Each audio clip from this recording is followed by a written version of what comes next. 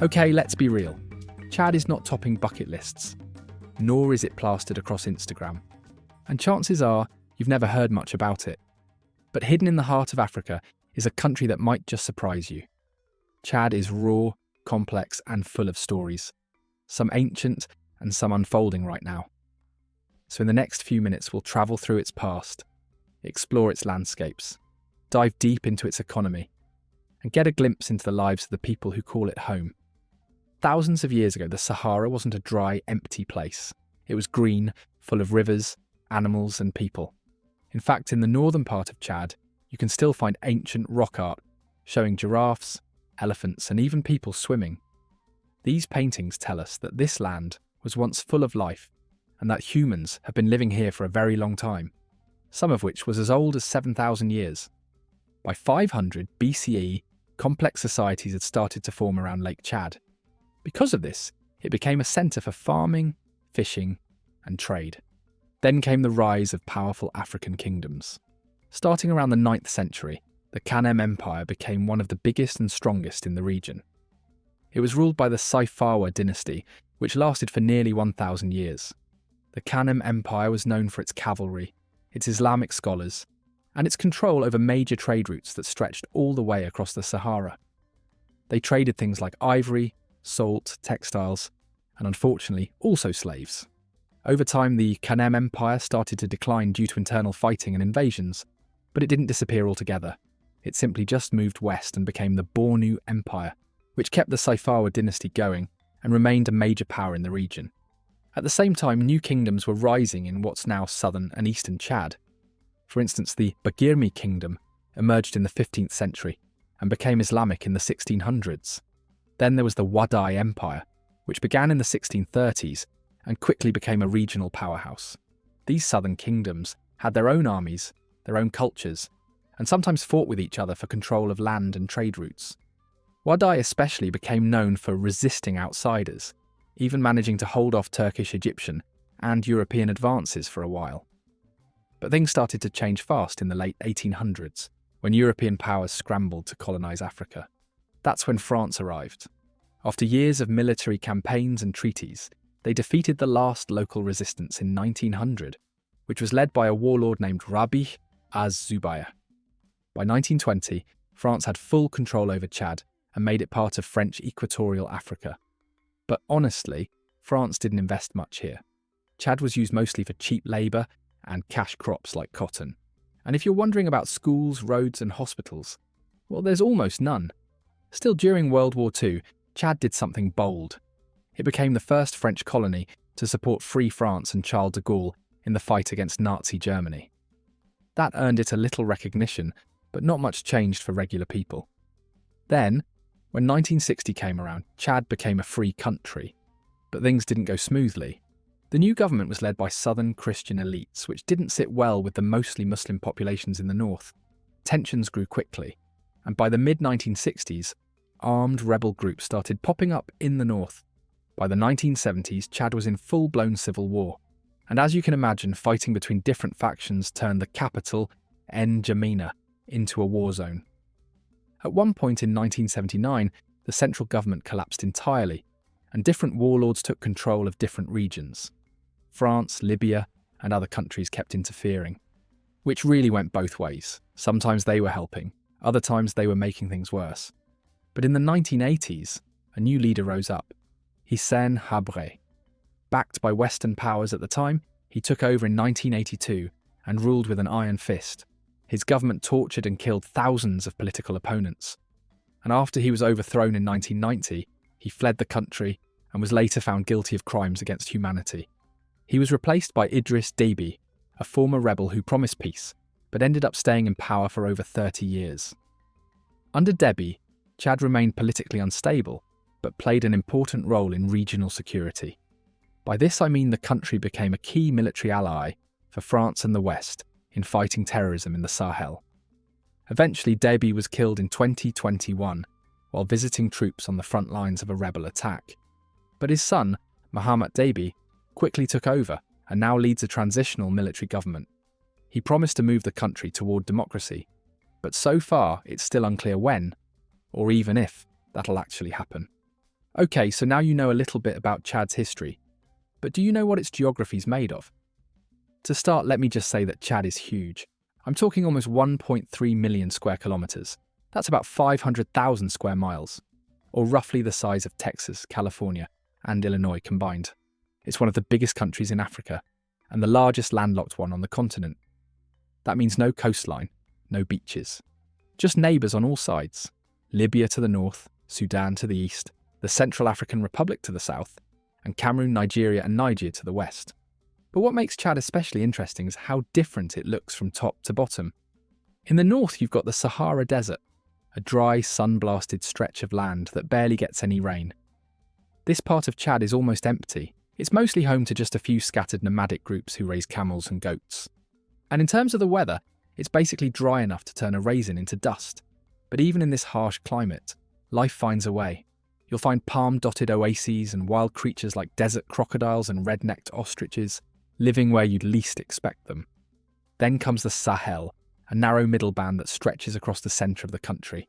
It's still pretty dry, but it gets just enough rain to support low grasslands and thorny shrubs. Also, people here raise livestock and grow crops, but it's risky because the rainy season only lasts a few months and droughts are common. So when the rains don't come, crops fail, animals suffer, and desertification creeps in, slowly turning the land to dust. Move further south, and the landscape changes again. You hit the Sudanian zone. Here the grass is taller, the trees are thicker, and farms are more productive. People grow grains, cotton, cassava, and fruits, and there's enough water to support both farming and livestock. For this reason, this is where most of Chad's people live. In the country's far southwest corner is a tiny strip of land called the Guinea Zone. It's the wettest part of Chad where lush forests, deep green fields, and tropical crops make this zone feel like a completely different country. Topographically, Chad is mostly flat. The land gently slopes down toward Lake Chad, once one of Africa's great inland seas. It used to be so big that scientists gave it a name, Mega Chad. Because believe it or not, around 7,000 years ago, it was the size of the Caspian Sea, covering an area of about 400,000 square kilometres, or roughly 150,000 square miles. But today, not so much. And here's why. Due to less rain and more water use, Lake Chad has shrunk to a fraction of its former size. Currently, it measures around 1,350 square kilometres, or just 520 square miles, compared to 25,000 square kilometres, or 9,650 square miles back in 1963. Despite this, it still plays a vital role in supporting daily activities like farming, fishing, and wildlife. Plus, little known fact, but Lake Chad is also shared by 4 countries: Chad, Nigeria, Niger, and Cameroon. As you move north and east from the lake, the land slowly rises into plateaus and mountain ranges. In central Chad, the Guira Highlands reach up to 1,500 metres, or about 4,900 feet. And in the far northeast, the rocky Enedi Plateau looks like something straight out of a sci-fi movie, complete with natural arches, caves, and rock towers carved by wind and time. But the star of the show is up in the Tibesti Mountains, a remote volcanic range in the far north. This is where you'll find Emi Koussi, an extinct volcano, and Chad's highest point at 3,415 metres, or 11,200 feet. That's taller than any mountain in the Alps. And here's another cool fact. Chad is home to the lakes of Unianga, a chain of 18 otherworldly lakes tucked deep in the desert. Some are freshwater, some salty. And they're all that's left of the Green Sahara, which is a time when this now barren desert was full of grasslands, lakes, elephants and hippos. That era, known as the African Humid Period, ended about 5,000 years ago. But in places like Unianga, you can still catch a glimpse of what once was. So now you might be wondering, what's the economy like in Chad? Well, let me tell you, since independence from France in 1960, Chad's political landscape has been shaped by civil wars, coups, and ethnic divisions. And after the death of longtime President Idriss Déby in 2021, his son, Mahamat Déby, took control through a military council. Though elections were eventually held in 2024, major opposition parties boycotted them, and Déby won with 61% of the vote. Today, democracy exists in form, but power remains concentrated in one ruling party. Economically, Chad is still one of the world's poorest countries, despite being oil-rich. Before 2003, agriculture, especially cotton and livestock, was the backbone of the economy. Now oil dominates. In fact, in 2023, Chad's economy was valued at around $11 billion US. But with its fast-growing population, wealth isn't keeping pace. By 2043, Chad's population is expected to nearly double from 18 million to nearly 35 million. Yet per-person income is projected to remain flat, recovering only slightly from a decade-long decline. Poverty is widespread, which means about 35% of Chadians live below the global extreme poverty line of $2.15 per day, and that number rose sharply after recent floods wiped out crops and livestock, pushing 500,000 more into poverty. On top of this, the country also faces huge social challenges.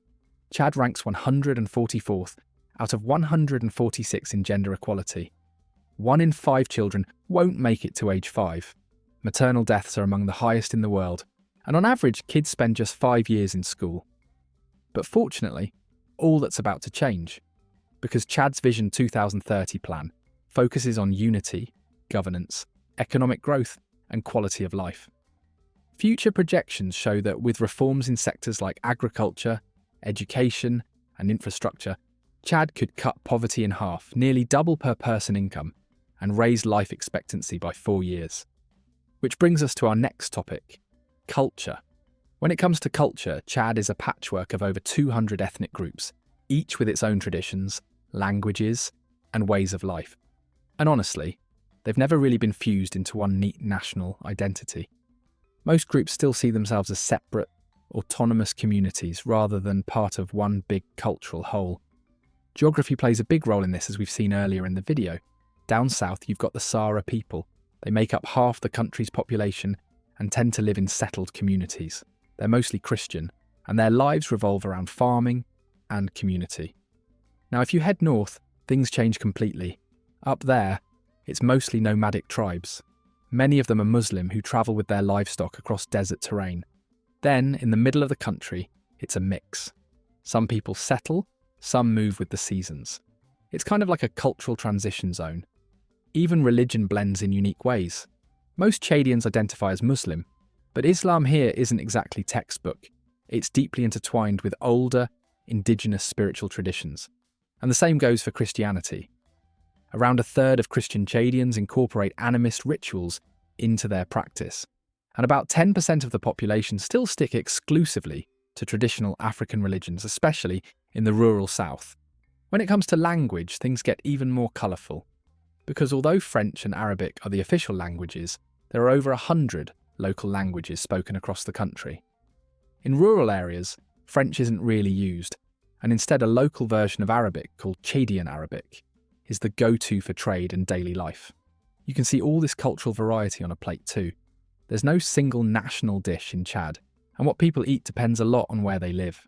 Down south, the diet is heavy on farm goods like rice, red beans, potatoes and fruits. You'll also find spices, millet, and a good amount of domesticated meats.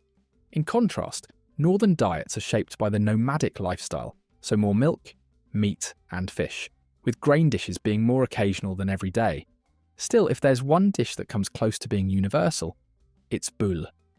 Think of it as a thick porridge that's rolled into a ball and dipped into sauce. In the south, it's made from millet. In the north, maize is more common. The sauces it's served with can include meat, dried fish, tomatoes, okra and spices. Interestingly enough, their food customs reflect the community mindset. The main meal is usually served at midday, and it's a big deal, especially when guests are around. You wait for the host to signal when it's time to eat, often with a prayer. Oh, and saying no to food. That's considered really rude. Meals are shared from a communal bowl, everyone's seated on mats, and you eat with your right hand. No forks necessary. There's also a drink scene that shifts depending on where you are. In the south, people enjoy bili bili. It's a homemade beer made from millet or sorghum. But in the predominantly Muslim north, alcohol's not a big part of the culture. So, tea is the real MVP across the country. Whether it's black tea, green tea, or hibiscus tea spiced with local herbs, it's a social staple. Moving on to art and architecture, Chad really has a long memory, as you have seen in its history. You can find ancient rock paintings in the Tibesti Mountains, especially around Gonoa and Zua. There are also relics from the Sao culture near Lake Chad, like terracotta sculptures that hint at an advanced civilization that predates modern borders. In the capital, N'Djamena, things feel a bit more modern. You'll find busy cafes, taverns, and even discos. And there's this cool tradition called pari match. And essentially, it's when someone rents out a public space or bar throws a party, and whatever they make from drink sales goes toward paying for things like school fees or house repairs. Kind of like a party with a purpose, which is pretty awesome if you ask me. N'Djamena is also the place to go if you want to check out the National Museum or shop local markets for crafts like camel hair jackets, pottery, woven textiles, you name it. And yes, Chad has its own music scene. It's small but vibrant. Musicians often blend traditional instruments with Western pop, creating a sound that's distinctively Chadian. One of the most well-known is Clément Masdonga, a ballad singer who's gained fans across French-speaking Africa and even performed in European festivals. There's also the dance group known as Tibesti, which has made waves abroad. Of course, Chad has also embraced modern sports like soccer and basketball. But because most roads are dirt and hard to travel, especially during the rainy season, it's tough to hold regional tournaments or get teams into international competitions. Although Chad did send athletes to the Olympics for the first time back in 1964, but they've never won a medal. Yet. Now we wait and see what the future holds for Chadian sports. So, by now, you've seen the many sides of Chad, and now it's your turn. If you had 48 hours to explore just one part of this incredible country, where would you go? And what would you want to experience? Personally, I've got my eye on the Boule. What about you? Drop your thoughts in the comments below. And if you loved this video, you'll definitely enjoy this next one.